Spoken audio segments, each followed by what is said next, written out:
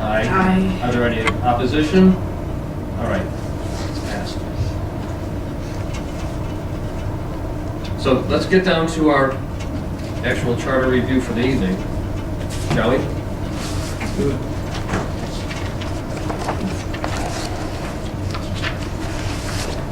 We were going to start off with section Article 6. I will start reading, and if anybody wants, we see anything in here that feels we need to address, by all means speak up. Section 6.01, limitation of rate of taxation. Power of council to levy taxes shall be subject to the limitations, requirements, and allowances provided by the Constitution and the laws of the state of Ohio, but shall include the right to levy taxes for all purposes of the municipality without a vote of the people, which shall not exceed or accumulate beyond a maximum of 7 mills in any 1 year, and which shall include the right to levy taxes upon such other subjects and for such other purposes that are lawful under the Constitution and laws of the state of Ohio, becoming effective January 1st, 1973. Any discussion on that part? Mayor, do you want to just, for sake of education, just clarify what a mill is again? It's 1/100th, I believe, of $100, or 1/10 of $100. It's the formula by which you fill out, you figure out your property taxes. And I know I had it explained to me the last Charter Review Commission, and I have a definition I can bring for the next one. okay. And that was, this is the only question I had was around the 7 mills. I have no concept of that, if that's, and I didn't look at the other charters. I don't know if that's consistent with Stowe and so on and the others. The wording of this particular section, I have no qualms with. I just don't have a good grasp on what 7 mills mean. If we could have a clarification. Okay. Section 6.02, salaries and bonds. The council shall have the power to fix the compensation of its members and that of the mayor and the members of any boards or commission of the city, whether elected, appointed, or chosen, and shall establish bonds of the clerk, the mayor, police officers, and other officials or employees as may be determined by the council for the faithful discharge of the duties of the office. The premium on any bond required by the council shall be paid by the city. The compensation of each member of council shall be uniformly fixed by the council, but no change in compensation shall take effect unless approved by council more than 120 days prior to the commencement of the term to which such change applies. No elected official shall receive compensation for serving in multiple capacities, except council may grant additional compensation to its president. Any discussion there? Section 6.03, contracts and purchasing. The mayor may, within the amounts and items appropriated by the council, make purchases and enter into contracts on behalf of the city involving total project expenditures not in excess of that amount authorized to be spent by the limitations of general state law, except as otherwise be provided by ordinance of council. No purchase or contract involving an expenditure or more than the limitations of general Ohio state law shall be made except with the lowest and best bidder as determined by council after advertising for bids for a period of at least 2 weeks in a newspaper of general circulation within the city. Provided, however, that the council may authorize contracts for personal services without advertising for bids, and the council may authorize purchases or enter into contracts involving a total project expenditure of more than the limitation of general state law without advertising for bids if it determines and declares by an affirmative vote of 5 members that an emergency exists and sets forth the nature of the emergency in minutes. Wow. Other than need of a period or a comma in that sentence, is this what was brought up at a past meeting about allowing bids to receive bids online? Well, there's a couple things involved here. For one thing, this is for items that we don't have to go out to bid. The state law just changed from 25,000 to 50,000 about a year and a half ago. So we can let contracts, or we can go out and with a number of quotes for each item, we can purchase for those items under $50,000. So we follow state law when it comes to that. Anything over that, we must go to the bid. Follow the bid process. And that would include the 2 weeks in a newspaper or When we go to bid, yes. in this is in today's day and age, doesn't this also seem similar to the prior postings of the hand delivering stuff? Would this also make sense to include additional ways other than the newspaper? Gary, did you bring up that someone was going to come here and discuss? Yes, Mr. Maestro said he would discuss it. Okay, and I believe he's going to be here next week. Correct. Okay. A lot of cities now use BidBridge, which is an online bidding forum, and obviously we need to move into that direction. Not for all items that we bid out, but for particular ones. Anything over $50,000 Right, then we have the option to either do a hard bid or to do a online bid, or both? or both. Mayor, this is Jenny. I have a question. Do you think, you have any feedback from other mayors who do use this bid bridge as far as what percentage they're seeing if they maybe advertise in a local paper and if they advertise online, where they're getting their responses? Well, it's interesting because we have used BidBridge here in the city of Twinsburg. We did our advertising both in the newspapers and online so that we were covered on all sides. We only used it once, we're considering it again in the future. And generally, anybody who's going to pick up a hard copy at City Hall of the bid specs, it's anybody who would respond to that bid are the same people that's responded online.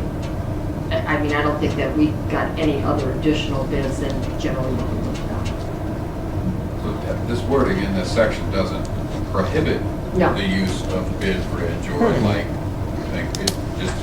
I think what you have to put it in the paper and then anything else. That's right, exactly. It's the posting of it, the advertising of it. My question would be also, Gary, you've mentioned we want to look at certain areas where it does address posting of jobs, boards and commissions, bids, and allow for a broader scope. What areas do we need to address this in? Now, would this be an area that we need to address it, or if it's already being done, does there need to be rewording of this section? Well, I don't know that we want to be exclusive one way or the other. I think the way that it's being done is probably sufficient. This came, actually, the law director mentioned it to me that it came from our engineer, that she wanted to look at some different options. But the options are already being, Well, remember when we did our online bidding with BidBridge, we still publicized in the newspaper. We'd like an and/or. oh, so That we you're have the looking at, option to either do, right, to do hard notification or do online notification, depending on what we were purchasing, what would be appropriate. And then when you talk about postings, we're talking about other things too. We give general notification for different projects, post those at the library. We'll get into this a little bit more, but the places that we have for hard copy posting now are maybe not relevant anymore. So those are some of the things we do. Like Giant Eagle. Right. Nothing against Giant Eagle. What newspaper do we advertise in for these bids? The Twinsburg Bulletin? Generally, the bulletin. What would happen if the Twinsburg Bulletin went under? It's not like papers don't go under these days. I mean, the Plain Dealer's down to 3-day circulation. Well, that's That's our probably whole a reason point. you want to address We have to move this. to online.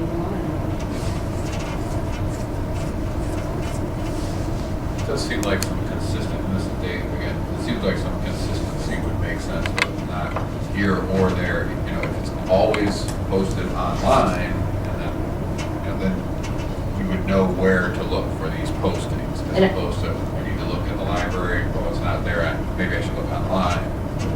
And I think that's what we're transitioning to. Until that all happens and it's all online, we need to be able to do our hard postings, notifications. So is that something we'd want to work into the charter that, you know, by this date, it would be all electronic, and have sort of the transition date? I'd have to talk to our engineer and see That's feasible. if she feels that's feasible. Was she gonna be here eventually to If you speak? want her to come in, sure. I mean, if she wants to. Okay. Otherwise, was Dave going to address this? Dave was going to address that, but I can get comments from her or him. Okay. Shall we proceed with Article 7? Administrative Departments, Commissions, and Boards, Section 7.01, General Provisions. The city shall have a Department of Law, a Department of Finance, Department of Public Works, Department of Public Safety, Department of Parks and Recreation, and Department of Community Planning and Development, and council shall provide by ordinance for the organization and duties thereof not provided in this charter. The city shall have the following commissions, boards, and commissions. Number 1, Civil Service Commission. Number 2, City Planning Commission. Number 3, Board of Zoning and Building Code Appeals. Number 4, Parks and Recreation Commission. Number 5, Capital Improvement Board. Number 6, Architectural Review Board and Historic Preservation Commission. Number 7, Districting Commission. Number 8, Environmental Commission. Number 9, Charter Review Commission. The council may, by ordinance, establish additional departments and commissions or divisions thereof, and provide for such boards, officers, and employees as it may deem necessary. All boards and commissions of the city of Twinsburg shall make provision in all public meeting agendas for public participation, and such participation shall take place prior to the voting on issues. The council may, by affirmative vote of 5 members, combine or abolish any department, division, board, commission, non-elective office, or job classification created by council, but may not combine or abolish any department, division, board, commission, non-elective office, or job classification created by this charter. The city shall invite eligible persons to apply for available appointments to boards and commissions by publishing notice of the terms of and qualifications for such appointments in a newspaper of general circulation within the city. Such notices shall appear once 60 days prior to the expiration date and once 30 days prior to the expiration date of the term of each such appointment. Advertising notices for other than full-term appointments shall appear at least 30 days prior to the making of such appointment. Council shall make an appointment no later than the expiration date of the term. Applications shall be closed 7 days following the last published notice. Members of boards and commissions appointed for a given ward shall remain eligible to serve when ward residency changes due to redistricting, and shall continue to represent the ward from which originally appointed until the expiration of the term of appointment. As pertains to all departments, commissions, and boards, no person shall be appointed or in any way favored or discriminated against with respect to any appointed city position or administrative office because of race, sex, political or religious opinions or affiliations. No elected officer or appointed employee of the city, whether engaged full-time or part-time, shall have any interest in the conduct of his or her office other than his or her fixed compensation, nor shall the public office be used to promote a monetary advantage or to create any conflict of interest as such is defined by the laws of the state of Ohio.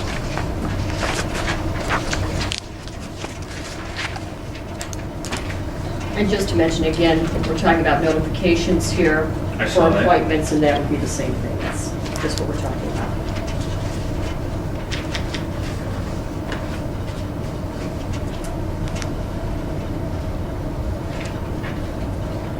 All right, I got a couple paragraphs left in these, so somebody start warming up. Section 7.02, Department of Finance. What's it? Question. Oh, I'm sorry. In regarding Lauren's proposal for section 7.01 general provisions, City of Twinsburg full-time or part-time employee shall be eligible for appointment to commission boards and commissions provided in this charter or as established by city council. Do we want to consider that at this point, or? You know, we might as well discuss it since we're on that section, and I would say, I do know that you're only allowed to serve on one board or commission at a time. Is that correct, Mayor? Is that is in the charter? Does anybody have an opinion on whether or not this would be advantageous, or if this would impede somebody from, you know, who was qualified to serve on a board? Does it create a conflict of interest, perhaps? I believe at this time that there is maybe an unwritten policy, and employees of the city, are there any boards or commissions where there are employees of the city that have been appointed? Not that I'm aware of. Your ARB board has a retired employee collecting a paycheck. Well, retired employee. But she's still collecting money from the city. It says here, monetary. They're from PERS, not from the city. I don't know that retired, I think, yeah, maybe a gray area, if they're taking a pension that, or some sort of a payout, but still, I would think that somebody who had been an employee of the city and retired would revert back to the normal interests of a resident. Isn't she active? Correct. But I don't know, maybe this is something that we do need to consider putting in, because it is not stated, even though at this point in time it's not being done. Because an employee of the city could in fact, if appointed to a board or commission, be influenced in some areas Part-time. because of their position with the city. I don't know that I want to preclude somebody from participating just because of their city employment. If they work for the city, Yes, I think, although I think they would have to be certainly vetted, but they would still have to be approved and go through the entire process still. Yeah, and I agree with you, Doug, this is true. You know, when you look at some examples, you could have somebody that was a lifeguard who wants to serve on a recreation board, and they wouldn't be able to. You know, so I think the reason it's in here is because there could be exceptions to the rules. And so I think it safeguards against that. And I think common sense takes over. You have to have counsel over me.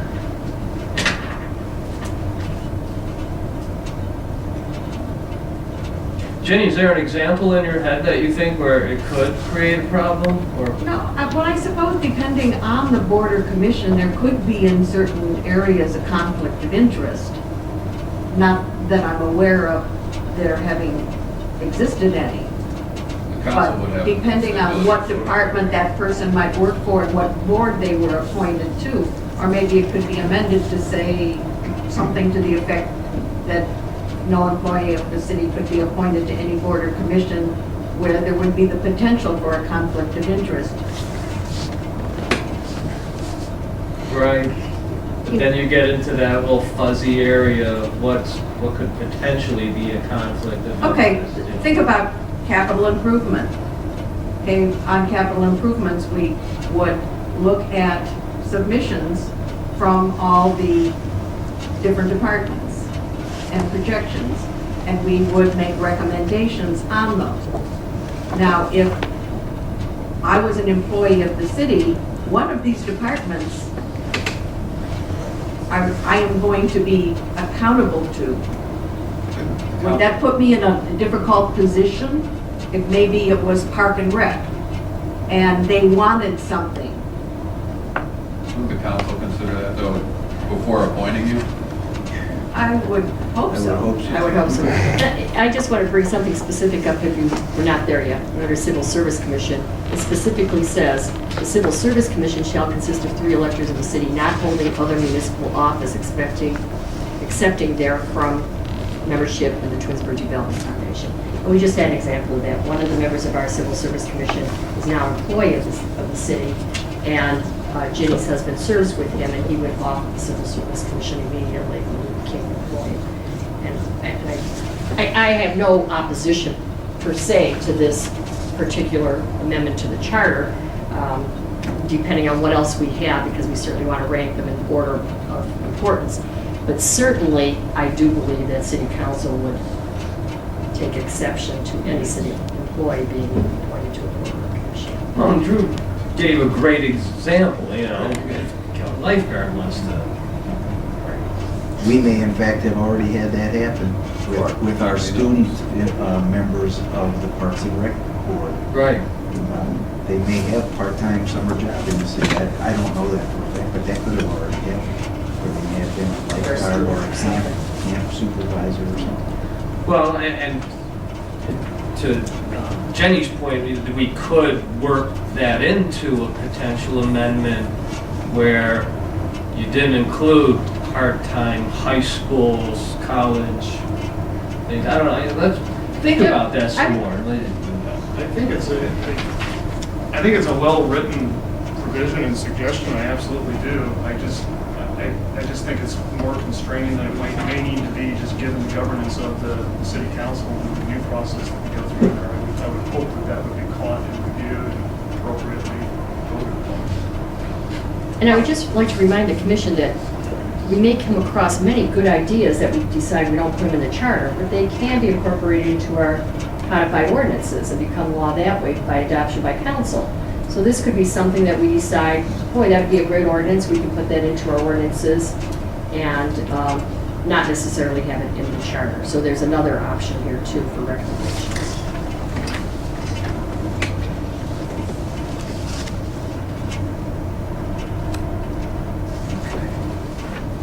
I'm going to proceed with section 7.02, if that's okay, Department of Finance. Section A, the mayor shall, subject to the approval of council, appoint a finance director who shall serve at the pleasure of the mayor. Said appointment shall be concurrent with the mayor's elected term and shall expire at the end of each such term. Said appointment shall be made within 60 days of the commencement of the mayor's term, and the previously appointed director of finance shall serve until the appointment is effective. Section B, the finance director shall be in charge of the Department of Finance and shall be the fiscal officer of the city and shall supervise and keep of all the financial accounts of the city and the several departments and officers thereof. It shall be the finance director's duty to keep an accurate account of all taxes and assessments, of all money due to and all receipts and disbursements by the city, of all the assets and liabilities of the city, and of all the appropriations made by the council. The finance director shall examine and approve if in proper order and signs all warrants. The finance director shall assist the mayor and the council in the preparation of estimates, budgets, and appropriations, and shall perform all other duties required by this charter and by ordinance of council until other provisions is made by council. The finance director shall collect, receive, hold, deposit, invest, and disperse the monies and funds of the city in accordance with the charter and all ordinances or other measures enacted by council. Section C, Investment Board. The investment of the city monies shall be managed by the Twinsburg Treasury Investment Board in such manner as council shall prescribe. The composition of such board shall be prescribed by council, except that one member of council shall be a member of the board. And do we have any discussion on section 7.02? One thing I would suggest, Mayor, can we get a copy of what Lauren handed out into the hands of Karen House? I'd love to hear her chime in on some of the suggestions that he put out, and if she's able to make it to a meeting or pass it along to you for a future meeting. Absolutely. I'm sure Karen would be happy to be here. I just haven't gone over everything specifically here, but just kind of gave it a broad perusal here. To me, this looks like a job description rather than a broad brush of what duties are. And you will notice if you go to Department of Finance and compare to Department of Public Works, which you'll be coming to in section 704, it gives a broad overview of what the duties of those directors are, but it doesn't give an actual job description. So from reviewing this quickly, that's what it looks like to me, is what is in her job description. These are all things that obviously she does. So I will have Karen, though, come in and address it specifically. I think Okay. that would be appropriate. I think it would be. Okay. Great, thank you. Russell? Yes, Jenny? Jenny, I have just a general question here. As far as the Twinsburg Treasury Investment Board, when you look at the 7.01 general provisions and it lists the following commissions, boards and commissions, is this in some way not the same type of board? Because it's not included in that list as a board under the charter, but then it's referenced here under the Department of Finance. And established there. Okay, so it doesn't need to be, No, that is not the same kind of board. You're absolutely correct. It's the finance director, council person, and law director. thank you. Section 703, Department of Public Safety. Section A, the Director of Public Safety shall be the executive head of the Division of Fire and Division of Police, and shall be charged with the duty of enforcing all police, health, and safety regulations that may be prescribed by the ordinances of the city or the general laws of the state of Ohio. Section B, the Division of Police shall consist of a chief of police and such other officers, police officers, and personnel as council shall deem advisable, all of whom shall be appointed from the Civil Service Register by the Director of Public Safety with approval of council. Section C, the Division of Fire shall consist of a fire chief and such other officers and personnel as council shall deem advisable, all of whom shall be appointed from the Civil Service Register by the Director of Public Safety with approval of council. And Section D, the Director of Public Safety shall make and publish, with the approval of council, written rules for the government of the Division of Police, Fire, and the conduct and discipline of members and personnel thereof. Would anybody else like to pick up on section 704 if we do not have a discussion? Do we have a discussion on 03? Jenny? Would I want to disappoint you? Okay. Under section 7.03A, it says the Director of Public Safety shall be the executive head, etc. Mayor, the Director of Public Safety is you, is it not? It is. Correct. Okay, then I went back to section 4.05, powers of the mayor, and it says, section 4.05, section 8, the Director of Public Safety, the Director of Public Service, and all appointed officers shall serve at the pleasure of the mayor. I'm thinking that sounds like a bit of a disconnect because you are the director, so you're serving at the pleasure of yourself. And I'm just thinking that maybe that needs some change in the wording to clarify the fact that the mayor will serve as the Director of Public Safety. So you are the Director of Public I Safety? am. If you, The Director of Public Services is somebody entirely different? that's different. Right, well, that's Chris. Is it not similar to the President of the United States being Commander-in-Chief? I mean, in a sense, the mayor's also the Director of Public Safety. That's Right. not what, I don't think But that's I what think- anybody's questioning. I think Jenny's just questioning more or less the wording. That's like, I'm saying under powers of the mayor. Right. That it should be stated, the mayor shall serve as the Director of Public Safety. And then it would say, the Director of Public Service and all appointed officers shall serve at the pleasure of the mayor. That would clarify the fact that the mayor is in fact. I always thought it was awkward language also. I mean, I understand the. Right, I mean. no, I think that you have a understand, very, but- very good point. Right, because when I read that, and then I went, but wait, that's the mayor, and then I went back and looked at the mayor's duties. Because if all you read in this charter was up to section 7, up to section 4.05, you would assume that there is a director of public Right. safety that is not the mayor because this person is serving under the mayor. It's just sort of a clarification. This would lead me to something that I have read, and I've been reading charters out the wazoo. They're all online, I mean, and you can just skip from one city to another without changing, you know, you don't have to go to the city of Solon to go to the city of Stowe. It's all on Drake or whatever. If you guys click on our charter online, it will take you right there, and then you can go and sift through different municipalities.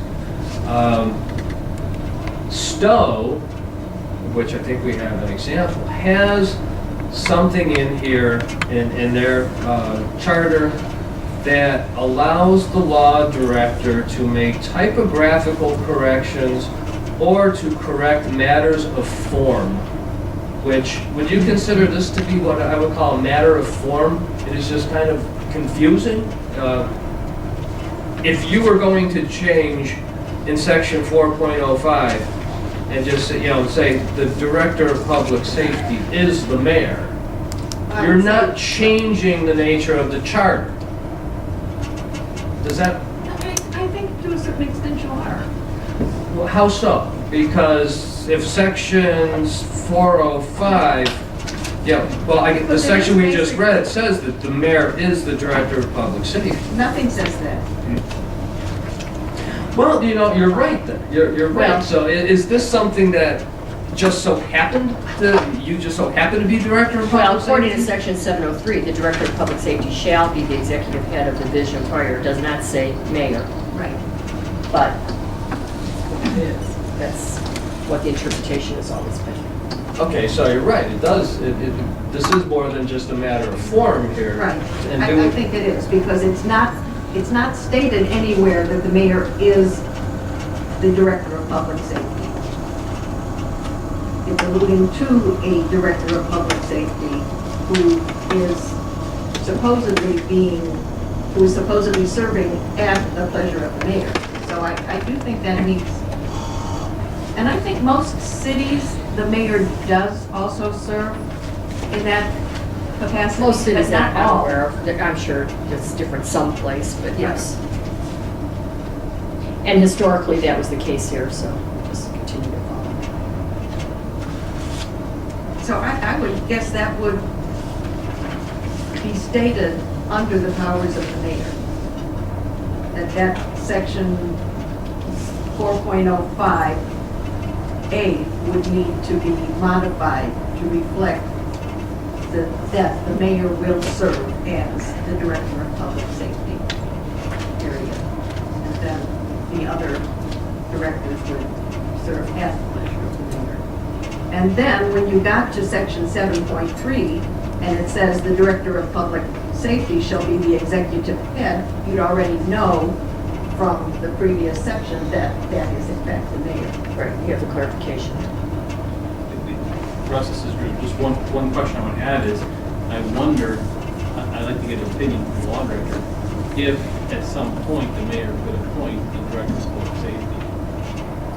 So if that's the case, then we need clarification from the law director, because we can't just say the mayor is the director of public safety, because maybe that's not the case. Maybe the way he would interpret the charter is that the mayor could always appoint someone as a director of public safety. And it's not just a given that it's one job. So I think we should. I think it could also be interpreted that way. I think you're right. Yeah, so I think we should bring it up next week and find out. Okay. Before we just think it's a semantic thing, it should be.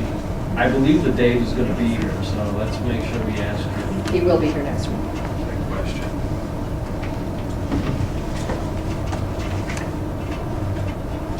Jenny, good job. Would you like to read? Sure, why not? Okay. So we are. Section now- 704. Section 7.04, Department of Public Works. The Department of Public Works shall consist of the Division of Public Service and Wastewater Treatment Division, for which council shall provide, and of such other divisions and staffing as council may provide. The Director of Public Works shall, A, manage and administer when established, the municipal utility undertakings of the city, I'm gonna need help with that. Promulgate such bylaws and regulations as he or she deems necessary for the safe, economical, and efficient management and protection of such utilities, which bylaws and regulations, when approved by council, shall be enforced as ordinances, if not in conflict with other ordinances or this charter or the Constitution of the State of Ohio, and otherwise perform the functions and duties of the Board of Public Affairs of the city, except as may be provided otherwise by the charter. B, supervise the improvements, maintenance, and repair of city streets, alleys, lanes, sidewalks, culverts, sewers, ditches, drains, and bridges and water courses, the removal and disposal of rubbish and garbage, and the lighting and cleaning of streets and other public places. C, supervise the construction and maintenance of public buildings and other property of the city. Amended November 7th, 2000. Section 7.05, Civil Service Commission. I'm sorry, was there any discussion on 7.04? Do we contract for our trash now? We do. Does that even matter in B, saying that are they still somehow is the Department of Public Works the ones that's, okay. Right, the contract is left through them. Obviously we go out to bid on it, council decides who will get the bid, but nevertheless, the management of that, when there's questions, problems, it all goes to. Okay. By the way, I love my new garbage cans. Saving us a lot of money. I bet. Section 7.05, Civil Service Commission. The Civil Service Commission shall consist of 3 electors of the city not holding other municipal office, to be appointed by the council to serve for terms of 6 years, except that the first appointment shall be for 6, 4, and 2 years respectively. A vacancy occurring during the term of any member of the commission shall be filled for the unexpired term in the manner authorized for an original appointment. The civil service of the city is hereby divided into the unclassified and classified service. A, the unclassified service shall include 1, all officers elected by the people and those persons appointed to fill positions pending an election. 2, all directors of departments to include, but not limited to, A, Chief of Fire, B, Chief of Police, C, Director of Finance, D, Director of Parks and Recreation, E, Director of Human Resources, F, Director of Information Technology, G, Director of Public Works, H, Golf Course Manager, I, Golf Course Superintendent, J, Building Commissioner, K, Municipal Engineer, L, Director of Planning and Community Development. 3, Clerk of Council. 4, the members of all boards and commissions. 5, any temporary, seasonal, or part-time positions. 6, part-time secretary to the Civil Service Commission. 7, volunteer firefighters. 8, 1 clerk, secretary, or administrator appointed to any board or commission. 9, 1 secretary to the mayor. 10, all persons who work without compensation. B, the classified service shall comprise all positions not specifically included by this charter in the unclassified service. There shall be in the classified service 2 groups to be known as the competitive and the non-competitive groups. The non-competitive group shall include 1, all positions that require a license issued by an agent of the state or federal government. 2, all unskilled labor. The Civil Service Commission shall make necessary rules and regulations for the appointment, promotion, transfer, layoff, reinstatement, suspension, removal, and in general, for enforcement of the merit system in the classified service. The commission shall report its proceedings to council upon request and shall make a report to council at the beginning of each fiscal year. All persons who have been continuously employed in the service of the municipality in the same or similar position herein included in the classified service for at least 30 days preceding the adoption of this amendment shall retain their position until discharged, reduced, promoted, or transferred in accordance with the provisions of this charter. Council may provide for such additional classifications of employees as it deems appropriate by future enactments. Before any rules or enactments or amendments of the civil service become effective, they shall be published in writing and an opportunity given for a public hearing thereon to be held after reasonable notice has been given by the commission. The commission shall provide rules for the procedure of the commission for the standardization and classifications of the positions, for competitive and non-competitive tests, for qualifications in meeting reasonable requirements as to age, sex, physical condition, and moral character, for investigating and keeping a record of the efficiency of the personnel in the classified service, and for requiring reports relative thereto from appointing authority or their delegated authority, for such other rules as may be necessary and proper for the enforcement of the merit system, and for appeals from the action of appointing authority in the case of transfer, reduction, or removal, and the action of the commission in any such appeal shall be final. Amended November 6, 2012. Any discussion? Yes. Okay. When I was reading this and I got to section B on the classified service, and then it further breaks that down as there shall be in the classified service two groups known as the competitive and the non-competitive. And then it states that what the non-competitive group shall include. But at no point is there a listing of what the competitive group is. You're correct. Fair, do you have any reasoning behind that? It's in section 705? Yeah, I'm looking at it again. It's in section B. And I don't think we've addressed that in the past charter reviews. Or maybe we have, and it just never got picked up. Actually, I think we would have picked it up in the last revision. All positions that require a license issued by an agent, state or federal, and all unskilled labor, they're in the non-competitive group. You're asking why we don't have listings under the competitive group? Is that the question? Or? Yeah, it gives a breakdown. It's everybody else, basically. That's why. The non-competitive group are just these two classifications. The competitive group is everyone else.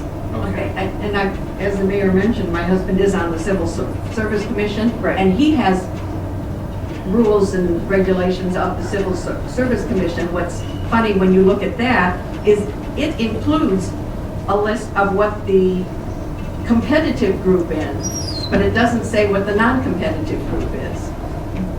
It's like Reversed. right.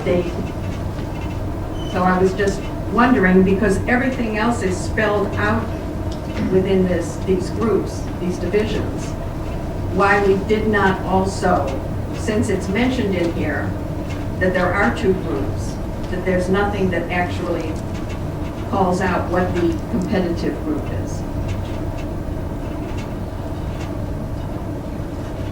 So I think when David is here, would you make a note to bring that up, David Maestros? Because I think it's a valid point, and it would probably say future charter review commissions asking the same question 5 years from now, somebody catches it, why isn't it listed what competitive is? Maybe you put in a line that is a definition of what competitive is, and then you're done, because it does mention both.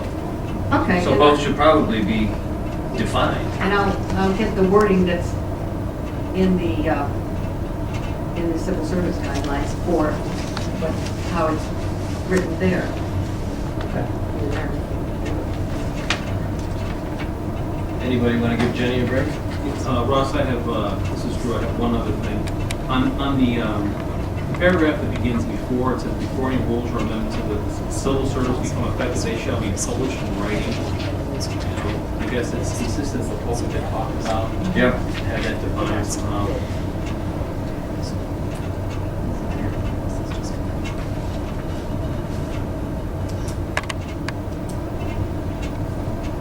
So you think that paragraph fits into the whole category of publishing it on hard copy versus I do, I just online? think, yeah, I think when we bring it up and we get some answers, that this is an area we should get to. If it's just, needs to be posted, can be posted electronically in the newspaper or whatever. Okay. Yes, I'll go ahead. Okay, great. Okay. Section 7.06, Department of Law. The mayor shall, subject to confirmation by the majority of the council, appoint an attorney at law who shall be the director of law. The director of law shall be duly admitted to the practice of law in Ohio. He or she shall have a minimum of 5 years of practice in the field of municipal law. Said director shall serve at the pleasure of the mayor. The appointment shall be concurrent with the mayor's elected term and shall expire at the end of each such term. Such appointment shall be made within 60 days of the commencement of the mayor's term, and the previously appointed director of law shall serve until the appointment is confirmed by council. The director of law shall act as a legal advisor to, an attorney for the city, and for all officers, boards, and commissions of the city. The director of law shall represent the city or its officers in their official capacities in any action or proceedings in any court of law, and shall perform such other duties as may be required by the mayor or council. Nothing herein shall preclude council or the mayor from contracting for additional legal services as may periodically be required. Amended November 6, 2012. Russ, this is Drew, I do have something here. It's okay. Yep. The first sentence is the mayor shall, subject to confirmation by the majority of council. And I just, this majority of council versus a 5-2 vote, I just want to, I guess, give my perspective on why I think it makes sense to say majority of council. Because if something should happen to a council person and it's 2 years, they're a year or so into their term, or 18 months in their term, they'll have to hold an election. Okay, so you'd have to wait for election. In the meantime, if the law director resigned, then the charter, if it was changed and it said 5-2 instead of majority of council, you'd have 6 members of council, and all of a sudden you could be in a bind. You have to have the election, so you can have somebody, another member of council, and all of a sudden now you have to have 5 votes out of 6. The city might go a while without a law director. True. So I know that came up, and I think it makes a lot of sense on some of the things, 5-2 vote. On this one, I think it should just remain majority of council. It's my perspective.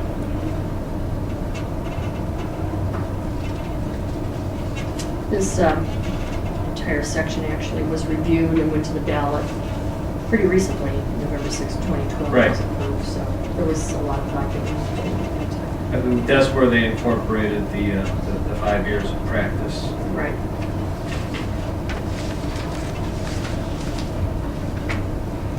Section 7.07, Planning Commission. The Planning Commission shall consist of 5 qualified electors of the city, 1 member from each of the 5 wards, not holding another city office or appointment, accepting membership on the Twinsburg Development Foundation, all of whom shall be appointed by the council, 1 of who shall serve as chairperson of the commission.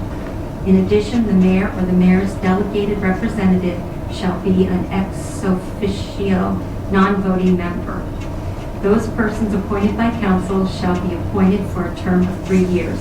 A vacancy occurring during the term of any member of the Planning Commission shall be filled for the unexpired term in the manner authorized for an original appointment. Amended November 7, 1989. Section 7.08, Powers. The Planning Commission shall have all powers to consider the following matters: land use and other zoning regulations, location or vacation of public buildings, thoroughfares, public ways, and open spaces, public and private utilities, planning of developments and subdivision of land, comprehensive and master planning, such all powers as are now or may hereafter be conferred upon it by council. All matters before council pertaining to zoning or land use shall be referred to the Planning Commission for report and recommendation. No matter so referred which receives a negative report and or recommendation shall be enacted by council unless it shall receive votes of 5 members of council. Any matter so referred which does not receive a recommendation or report within 60 days shall be deemed to have received an affirmative recommendation. Any action by the Planning Commission shall be nullified by vote of 5 council members taken within 30 days of such action by the Commission. Amended November 7, 1989. Section 7.09, Board of Zoning and Building Code Appeals. There shall be a Board of Zoning and Building Code Appeals comprised of 5 electors, one of the members from each of the 5 wards to be appointed by the council. The appointments to the board shall be for a term of 3 years and shall be staggered as established heretofore. A vacancy occurring during the term of any member of the board shall be filled for the unexpired term in the manner authorized in the original appointment.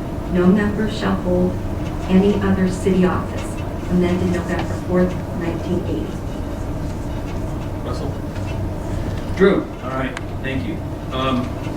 This is something that, when I read the minutes from the last charter review, there were some comments about appointments to boards and commissions.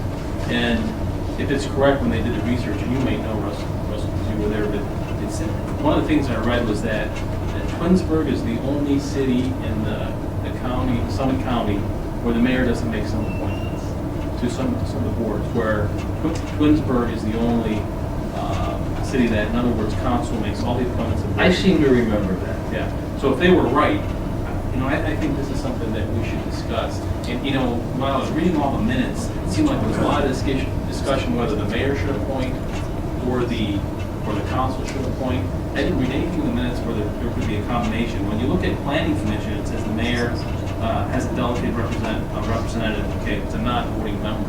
When you look at board of zoning appeals, they're to be appointed by council. I'd just like to have some discussion, as we go through this. Maybe the city council does appoint members to these commissions, but the mayor also has an appointment. So there's some combination. And I just think that, I'm not saying because we're the only one that we're an anomaly and that's bad. Maybe we're doing it right. We have a better way of doing it than they have. But I think when you're the only one that doesn't do it that way, I think you got to look at it. And I think it would be a good checks and balance personally if you have council and the mayor also. They both can and who sits on these boards. So anyway, I just wanted to bring it up so we have further discussion about it. I know they discussed it a lot last time, but I think it makes sense to discuss it again. Russ? Yes. Jenny?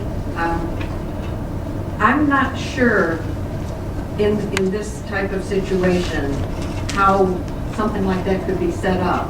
We have 5 wards and 1 person being appointed from each ward. So would you have to modify the boards and commissions to add a 6th person that could be an appointee of the mayor? Or would you say the mayor appoints in Ward 1 and 2 and council appoints in Wards 3, 4, and 5? I mean, it seems like... Well, I do have a... I'm glad you two are sitting next to each other. No, I think it's a really valid point, Jay. No, it's a good So this is true again. So when you look at, we have 7 people on council, 1 comes from every ward. So there has to be compromise there because you have 2 at-large council. Right. So, if you're saying, well, that just only the people from the wards get to make those appointments and the other people don't have any say, I don't think that's right either. So I'm sure there's a compromise there. When you look at the commission that we serve on, there's 9 members, 1 from each ward, then you have 4. So I don't see a problem. I mean, if we have enough people that want to serve And a lot of these boards, they don't, there's no money involved. There's no compensation. So you have people that may want to serve, why not let them serve? I think it just opens up another slot for someone, but I also think that, personally, I think that council and the mayor both making appointments make sense. And that's my personal opinion more. My point is I just want to bring up the discussion so we can have, the public, what the council wants to have input, the mayor, citizens, whoever. I just want to make sure we have some discussion. Does the mayor and representative council have any opinion? I definitely have an opinion. Mayor? All I can say is when I went to the Mayor's Association meeting for the first time, and I've been doing this for, my 15th year, they were horrified that I don't appoint the commissions. Basically, all of the mayors in Summit County appoint their boards and commission members. And there are a couple that councils either approve or make some of the appointments. But that's the way it's been here, so that's the way it is. So I do like the idea of the mayor being able to have some appointments on the commission. Absolutely. Yes, Gary? The way that we have done it since I've been on council is we interview people and we have a discussion amongst ourselves, and we don't really vote, but we come to consensus. I don't think we've ever excluded the mayor from that, but her participation, she has been in some over the time, and given us some input, which I think helps. But that's how we do it. It's not like Ward 1 picks Ward 1. We just discuss it and come to consensus. Sometimes it takes a little longer than others, but that's always worked. Adding another person isn't going to be a big deal from the way we operate. Do either of you have a vision of how that would work? Has anyone given that any thought as to No, I really have this coming down? Well, there's something to talk about. I mean, it's something too, we could look at putting in the charter, not just that it's council, but council and the mayor would have input into the appointments. So the question would be, what is that input going to be, and how's it going to, how's everything going to work harmoniously? Right, well, I think basically, now you say you're not voting, you discuss it and just the I'm not, consensus. I don't, no. Well, you don't, but you, And Gary said you that. have the Yes. opportunity to be involved. It's been the whole gamut. I've worked with councils that did not want my input or even want me in the interviews because it was strictly council appointments, to this council here that says if you want to join it, then come on in. Would it be to any benefit to have it stated in the charter that you are part of the process? I mean, I don't know. I'd have to think about that. Yeah, I don't How that know, would from my work. point of view, I mean, there's one thing having appointing authority, another being part of the process. Sometimes part of the process doesn't mean much. So I'd have to think about that, how that would work. yeah, I don't know that, I like the thought of one person being responsible for appointing all the people on all the boards and commissions. I would actually agree with you. I don't I see agree. that a mayor needs to do that. I mean, in particular, though, the planning commission is usually always left up to the mayor to make that decision for planning commission representatives. And sometimes like a board, a BZA or something. But In other communities. in other, So more along the lines of particular boards and commissions would lend itself more to the mayor appointing the positions.